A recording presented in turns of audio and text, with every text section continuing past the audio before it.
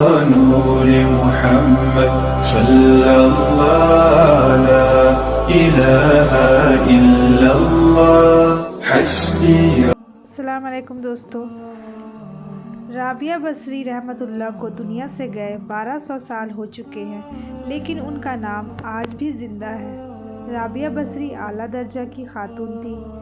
رابعہ بصری نہ کوئی شہزادی تھی، نہ کوئی ملکہ تھی، اور نہ ہی کوئی خوبصورت تھی، اور نہ ہی کوئی خاندانی تھی، بلکہ عورت ہونے کے لحاظ سے ہر عیب ان میں تھا۔ خاندان اچھا ہونا چاہیے تو وہ غلام تھی، شکل اچھی ہونی چاہیے تو وہ کالی سی تھی۔ چلو شکل کیسی ہو، خاندان کیسا ہو، اولاد کے قابل ہو، رابعہ بصری اولاد کے بھی قابل نہیں تھی۔ ان کی عادت یہ تھی کہ وہ روزانہ عشاء کی نماز کے بعد غسل کر کے وضو کر کے اپنے خاوند سے پوچھتی تھی کہ آپ کو میری ضرورت ہے، اور وہ جب کہتے کہ نہیں، کوئی ضرورت نہیں، تو وہ فجر کی نماز تک رات بھر مصلی پر ہی کھڑے رہتی ہے۔ ان کا خاوند جوانی میں ہی فوت ہو گیا، وہ جوانی میں ہی بیوہ ہو گئی تھی۔ حسن بصری سارے مسلمانوں کے امام ہیں۔ وہ خود آئے اور رابعہ بصری سے کہا کہ میں آپ سے شادی کرنا چاہتا ہوں۔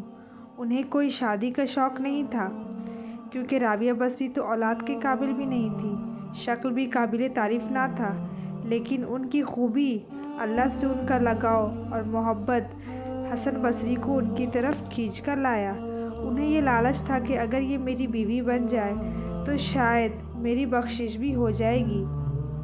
حسن رضوی رابعہ بصری کے پاس آئے اور کہا، میں آپ سے شادی کرنا چاہتا ہوں۔ رابعہ بصری نے فرمایا کہ اگر آپ میری 4 باتوں کا جواب دے دو گے تو میں آپ سے شادی کروں گی۔ حسن بصری کہنے لگے، کیا ہے وہ سوال کرو۔ رابعہ بصری نے پہلا سوال یہ کہا کہ یہ بتاؤ، میں جنتی ہوں یا دوزخی؟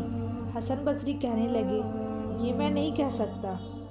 پھر دوسرا سوال کیا، پھر کہا، اچھا یہ بتاؤ، قیامت میں جب اللہ تعالیٰ اعمال نامہ سبھی کے ہاتھوں میں دیں گے تو وہ کس کے سیدھے ہاتھ میں ہوگا، کسی کے بائیں ہاتھ میں ہوگا؟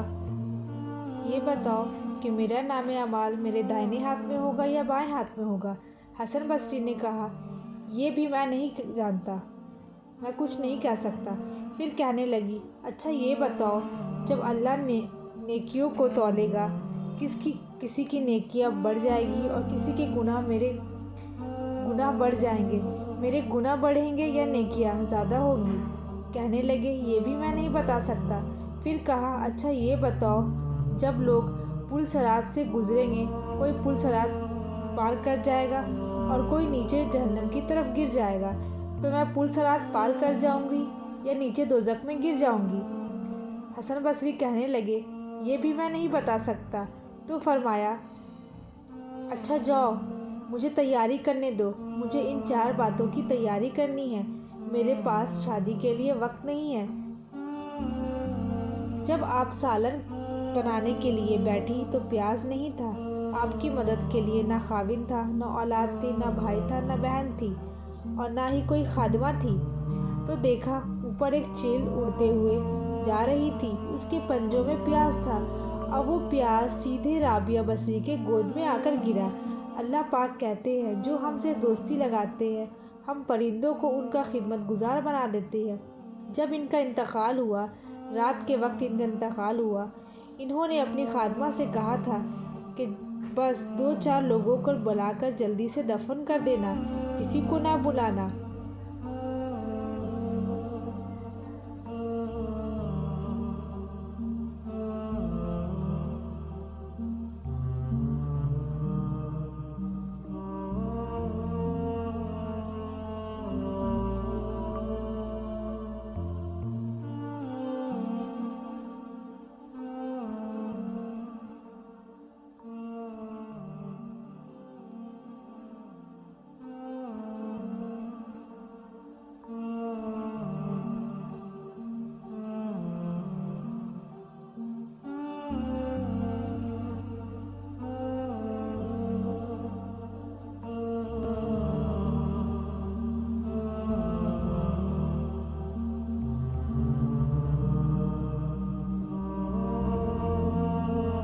اور مجھے کفن دینا میری اس چادر میں جس میں میں تہجد پڑھا کرتی تھی۔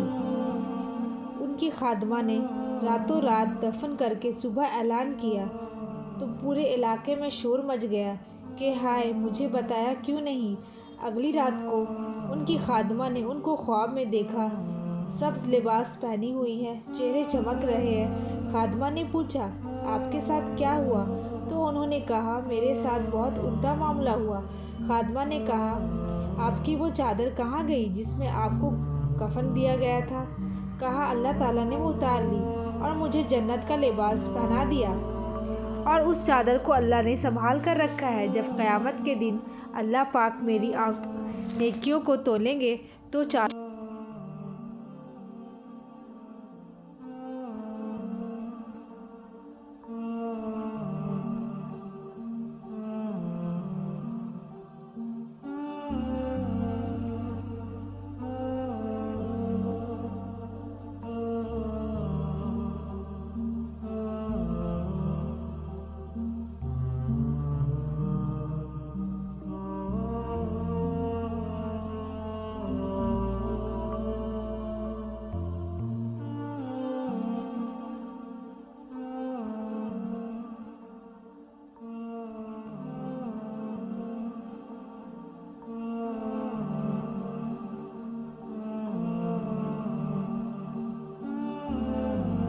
جب میری نیکیوں کو تولیں گے تو اس چادر کو بھی میری نیکیوں میں تولیں گے۔ انہوں نے پوچھا منکر نکیر کا کیا ہوا؟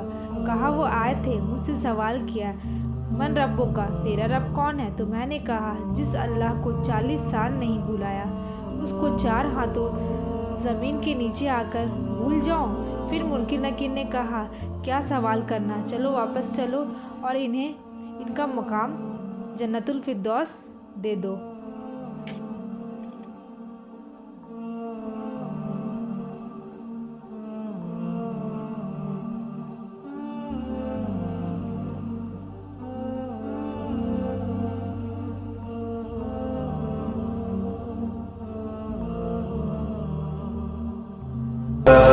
إله إلا الله حسبي ربي جل الله